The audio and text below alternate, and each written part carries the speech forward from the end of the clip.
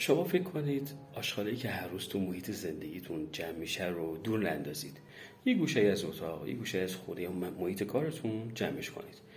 طبیعتا بعد از مدتی بوی تعفن و آلودگی همه جا رو در بر میگیره. ببین، ذهن ما مثل یک خونه میمونه که گاهن تفکرات زائد داره و این تفکرات زائد رو باید بریزیم بیرون.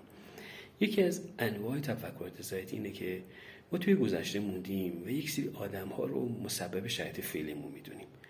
ببینید، این تفکر یک تفکر زائده، چون جدا از یکی به ما هیچ کمکی نمیکنه برای تغییر، یکی ما رو در گذشته نگه میداره و دومی که انرژی که میتونه صرف پیشرفت و تغییر در زندگی رو برای ما ایجاد بکنه طبیعتا صرف فکر کردن به اون فرد یا اون موضوع میشه و ما در عمل در جا ایستادیم و هیچ تغییری نکردیم.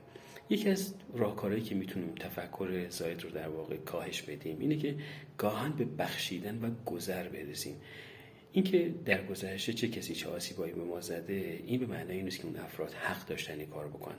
گاهن از روی ناآگاهی یا اینکه ناتوانی ما باعث شد این اتفاقات بیفته.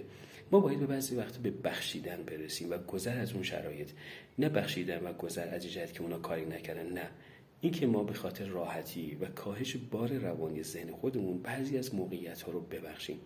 در این صورت انرژی بیشتری داریم برای زندگی کردن و هدفمند بودن. پس لطفاً یادتون باشه وقتی که در گذشته سیر می‌کنیم و موقعیتایی که در گذشته آسیبایی رو برای ما تداعی میکنه ما هنوز در ذهن زنده نگه داشتیم، عملاً زندگی ما راه به جایی نمیبره.